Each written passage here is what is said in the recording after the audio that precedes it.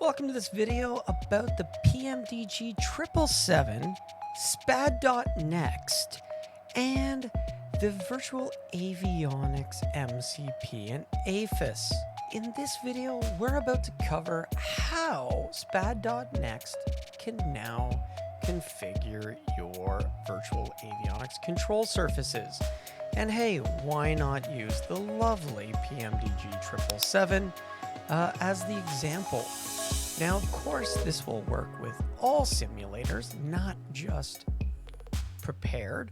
That's SPAD support. So if you've got prepared, if you've got X-Plane, or if you have the lovely new Microsoft Flight Simulator, all of these will be supported for controlling this device.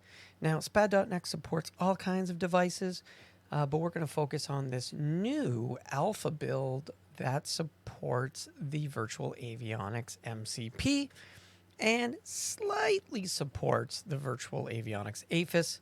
Of course, proper support will come soon. So anyway, let's go ahead and jump into the cockpit. What we can do is step through exactly the process. Then we're also going to cover how to publish it and how one would go about deploying it. One of the neat things that SPAD has, there's a little enable disable programming mode over here, little like Lego block. So if you enable this, so it's highlighted blue, now when you touch a knob or a button, not only will it fire the event, but it is going to jump on and bring you into focus of that item. In a 777, the course is, well, irrelevant because it auto courses, so you don't see that in the MCP. That's found in your CDU as well as in other displays. So we can repurpose this for other actions if we like. I did assign it to the course just because I didn't know what else to do with it at this time. So we'll go ahead and we'll add that event back. So what you'll see is I've got display value and I've got display mode. In display mode, you can set actions to control the mode of the display on or off. So this can turn the display on or off depending on the mode that the system is in. So we're going to go ahead and we're going to cancel that. So we want to follow the display value. Now, since the 777 doesn't have a display for course on the MCP, or really a display at all anywhere, instead what we'll do is we'll go and we'll pick up the sim connect value because it happens to match. So let's go ahead and let's look up the OBS. And by searching for OBS, we find OBS nav1. Perfect. That's the one we want. And this is going to go ahead and it is going to make sure that that is the value that is displayed. We can add precision. If this course is displayed, we want it to at least always show us three digits. But we don't want any decimal points. So we're going to go ahead and enter 3 digits, which here we'll see how that will now display for us. Click OK, and now we're going to get rid of that decimal point, which on the real display, of course, matches. So now we want to go ahead and we want to configure the course knob. Again, this is a knob that doesn't have any functions on the 777. So I thought I'm going to use this to map to my mode on the Afis. So the mode switch over here. So for our course, we're going to go ahead and we're going to map it to essentially the mode. So turning clockwise, we're going to add an action, send simulation event. And what we want to do is obviously go to our PMDG simulation events. And we can come down, we can find the Afis Captain Control panel. And then we're looking for the mode. So we're going to grab the mode and we're going to click OK. Now, The way the mode switch works is a left click will turn it to the left and a right click is going to turn it to the right. So what I want to do is I want to use the left mouse value, click OK, add event for counterclockwise. Add action, simulation event. It's automatically going to highlight that same one we were on, which is perfect.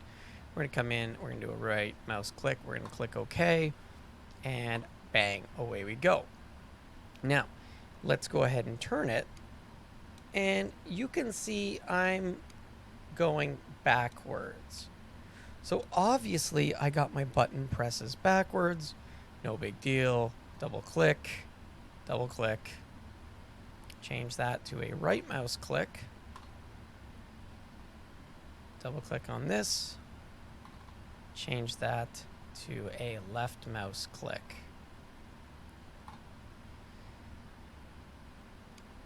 And now we have it operating our mode perfectly for us. Next up, let's go ahead and let's map our flight director switch. It's empty, or you could also move the switch, and of course it hops to it. So if we were to move our mode, now we move that switch, we see that it jumps over onto that switch instantly. So let's go ahead, we're going to add an event. So what you'll see is you get 3 items because that switch also has the LED above it as an association. So is the flight director on and off? And do we want to flag it? All right, so we're going to add an event, and we're going to change the button light. So for the off condition, so we'll do off first, we want to add a data value, and we want to go to the MCP. And you'll notice under the enunciators, there is none because it actually doesn't highlight there. It enunciates in the PFD, which again, we don't really have a PFD enunciator. So what we need to do is just track the switch to make our life a lot easier. So we're going to go into our MCP, and we're going to find that flight director switch 0. When it equals 0, we're going to go ahead and have that LED off. And then we're going to add an event for the button light. Only this time, we're going to turn it on, or short mode on, meaning there's long mode and short mode. You can look at those, but basically with buttons or lights, you can set a mode when a button is held for a long press versus a short press. This is a switch, so realistically, there's only a short mode. We're going to add our condition. We're going to go back to that same switch, and now we are going to set that to 1 so that the switch is on, and we're going to click OK. So now, if we come in here,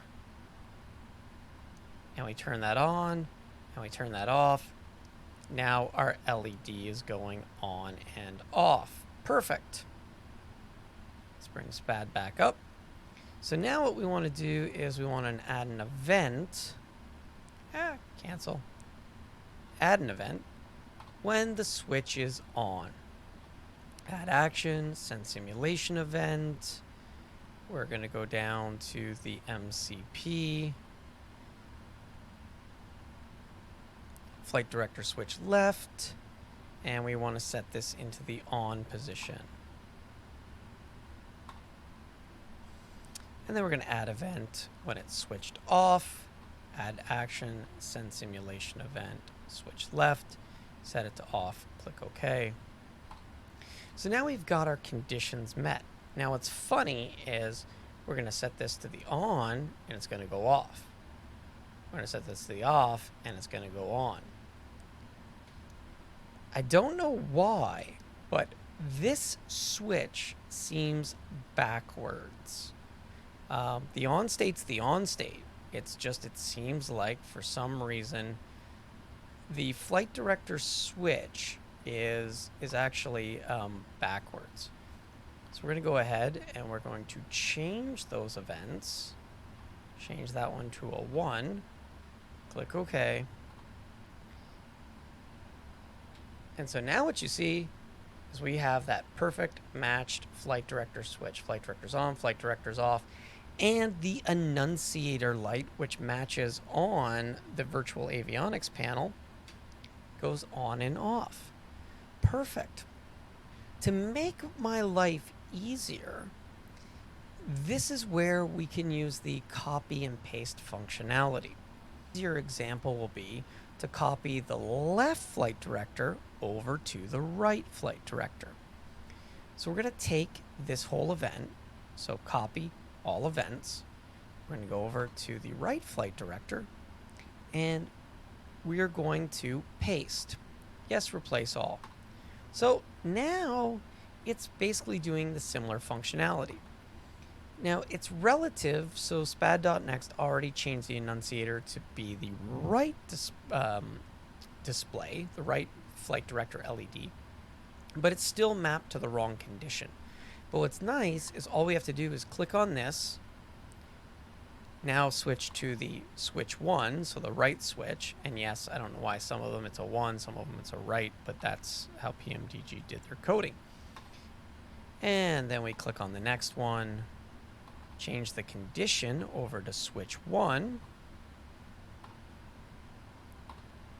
and then we come down to our events, and we change from switch left to switch right, click OK, and we're going to do the other state, and make sure that we set that to the correct right one. So now our left flight director and in the sim, nicely working. And of course in the displays we see flight director is active and the LED is active, so we are good.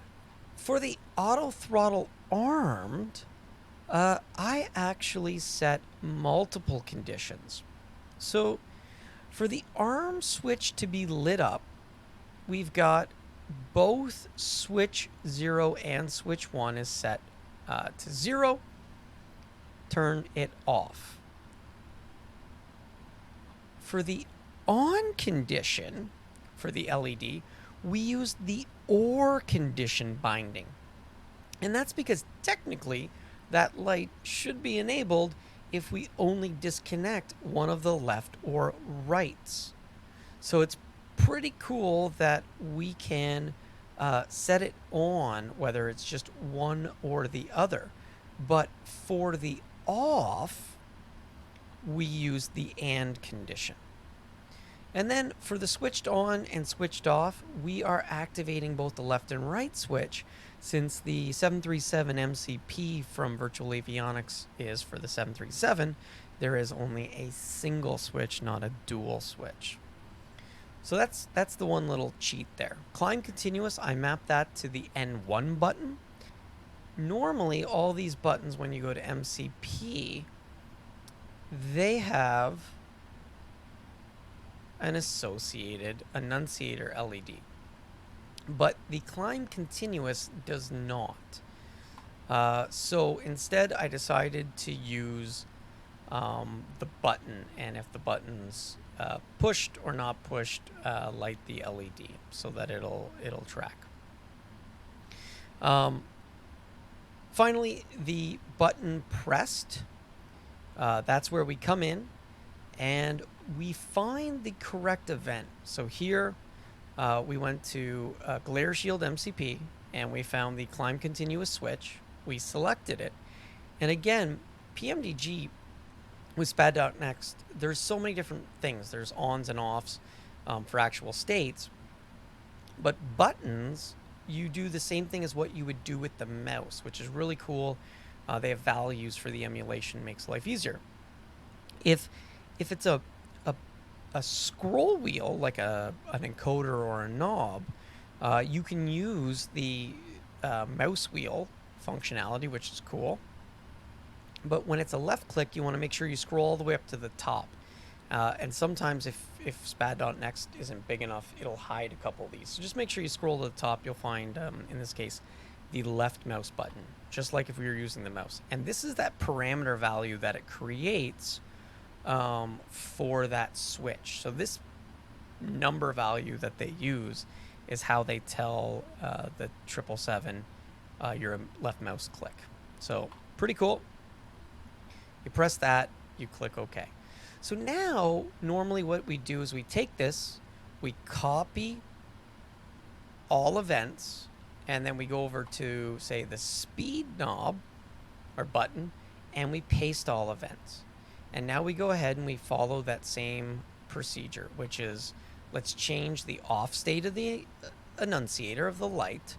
And luckily with the auto throttle button, not the auto throttle switches, but the auto throttle button, or auto thrust, I guess, that we find under annunciators, MCP, MCP, AT. And that's going to be an on or an off. It's a 1 or a 0, so it's perfect. So we click OK. We say when it's 0, the condition is turn the LED off. And then we repeat that, set it for permanent mode on. And again, because we're copying and pasting, we just have to come in, double click on this, find the correct annunciator, and basically replace it, just like we did with the flight director switch. And then same thing for the actual button you're pressing, double click on it, jump in, find the correct labeled button, and apply it with the left mouse click, and you are good to go. When we look at the changeover switch, which is the IAS Mach switch, is the comparative device. Other game controllers, you can set buttons to be simple push buttons, just pushed in, pushed out. When we give it more events or the higher level buttons, you actually can have things for long mode, short mode. So if I just tap the button, that's a short mode. If I press and hold it for a period of time, then it goes into a long mode. And so depending on what you're using the button for, it can be useful. And we'll show that in a second. But here, we just want to toggle the changeover. So again, we added an event, button pressed short, and that event, we simply went in, found our IAS Mach switch under the Glare Shield MCP, and again, we use that left mouse click. For the speed intervene button, that button doesn't exist on the 777 because it's actually a click button on the speed knob. But there is no click button on the Virtual Avionics knob because in this variant of 737 control panel, that speed intervention is that separate button. So you're going to use the speed intervention button, and we're going to apply that to the MCP speed push switch. So again, when you look at this element, you'll notice that there is the speed selector, and that'd be the rotary encoder, and then there is the speed push switch, which would be pushing the button. So inside of the sim, it's pushing on the knob. And so that's the difference between the two. And for our IAS Mach, this is where it gets a little funky. So we had to leave this with this formatting. It's smart enough to put the right format, just because when it goes into Mach mode, it's going to go to decimal places. Otherwise, we would have sourced it correctly. Heading value works the exact same way. We go ahead, we select it, and again, same concept. We're picking it from the MCP values. We find our heading. So we go ahead and we scroll down. We go to the MCP, and then we find MCP heading right here. Straight up just heading. And so with that heading, that gives us our 360 value. And we intentionally leave 3 zeros because when we get headings, they'll say like 060, fly 180, fly 090. So it's nice to leave all 3 digits in that mode. And also because watching the selector, that's how in the real display, when we set our heading, it keeps the 3 digits. So we want this to match how that looks. LNAV, VNAV, those map straight 1-to-1. Again, making life easier, just take the speed, copy it, paste it, and then you're just assigning the 2 values for the annunciator when the LED is on and off, changing them to VNAV mode, and then you're changing the switch that you're pushing to the event MCP VNAV switch. Level change, exact same thing. No worries. You just map it to the level change button. And of course it's FLCH in the 777, just level change in the 737 means the same thing. On our heading select, now this is where we run into the problem of a 777 has one extra event we just don't have here. And they've got a hold, so heading hold, and they have a heading select button. So you dial the knob, you press it, you'll fly the new heading. Heading hold, it'll capture the current heading and hold it. Even if I wanted to fly a heading, I could just spin the knob, tap the select key, and it'll put it in heading select mode. I don't have to enable heading hold, then move the dial. And in fact, if you enable the hold mode, and then you move the dial, and then you tap the heading select, it now engages and clicks on a heading of 063, and the hold light goes out anyway. So what you'll see is we went with, same thing, by the way, we just copied the speed, pasted it. So for the short button press, we went with the push switch event. So a heading push switch, just like we did the speed intervention of the speed switch. And then we went and we added an event for a long press. So when we hold it for like 1 second, so longer than 1 second, now we'll engage the hold switch with that left mouse click. So we're repurposing that heading button, but for me, I find it it flows nicely. LNAV VOR LOC, so that's your LOC button over here. Approach over here. Same concept.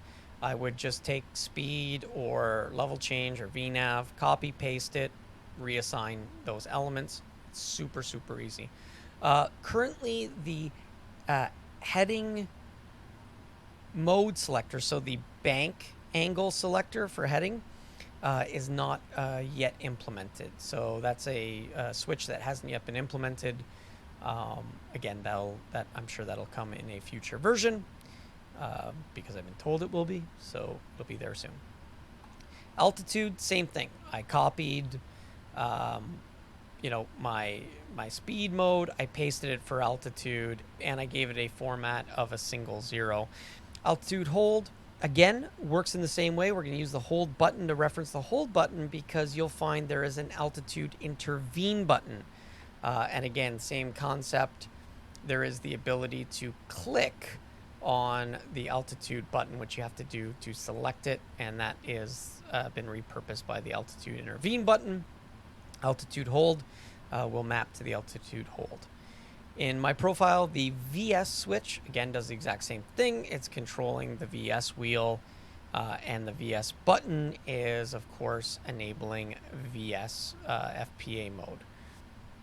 Vertical speed, we did the same thing, gave it a format of 0 when it's in vertical speed mode, and when the speed dial is actually in mode 1, which means it's in FPA mode, then the dial will display the MCP FPA and to a resolution of 0.0 for the angle. So that's cool. That display will change based on the mode that it's in. Command A goes to your autopilot left switch. Command B is your autopilot right switch. So that one versus that one, which awesome. Maps out. Flight director, obviously, disengage bar maps to the disengage bar. Course wheel steering, CWS. Since, again, those are buttons we don't have, we repurpose these. So this worked out nicely for us. We're going to use the course wheel steering left button to control our heading track switch. And so that's the button on top of heading. So if I want to be in heading mode, so magnetic heading versus track mode. So basically magnetic versus true. So true track versus magnetic track. And what's cool is we'll turn the light on. So if we're in heading mode, it'll be off. If we're in track mode, it will light that button up. So that's what we did there. And we use the right one for our VS-FPA switch. So that gives us all of our switches mapped nicely to the device. And then I went ahead and, again, since there's no real course, I use this to map to the range. When we go to our Afis, things don't really map up well. Now, we're lucky in that here, the minimums maps to the VS wheel, so it works like a rotary encoder. On the right-hand side, the right course lines up with the baro adjustment, so we made that setting. One of the things that they did make available, which makes our life a lot easier, is if you go into the PMDG setup, and so from your CDU, hit menu, go into PMDG setup, go into options, go into simulation, and what you'll find is as we step through the pages, there is on page 3, minimums and baro knobs, realistic or rotary. So in the real ones, in a 777, they have like spring loaded, so when you hold it to the right and you let go, it snaps back. Whereas these are rotary encoders.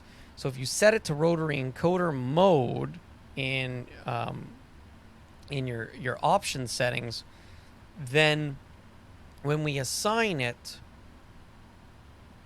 to the baro knob, now we can go ahead and we can use those mouse wheel up and mouse wheel down events. Rotate this one, it acts the same way, just like a rotary encoder.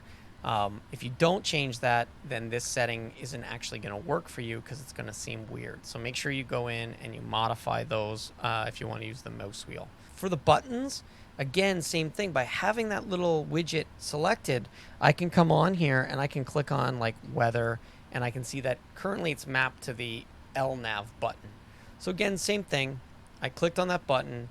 When the button's pressed, short mode, so a click, I went with the left mouse click and I chose the glare shield. We went to the Afis Captain control panel, and we went to the weather button, and that's what we added. And then we chose the left mouse click, and so now our weather acts as it should. Now, this is where the online system comes in handy. It's always nice to publish so that it shares. Now, one of the things I like to do is, again, a lot of people aren't going to have the exact same equipment, and maybe they also already have most of a profile, so the whole profile becomes a problem. So what I'm going to do here is I'm going to say, no, I just want the complete device. Right, so not the event, only selected. We're publishing the complete device.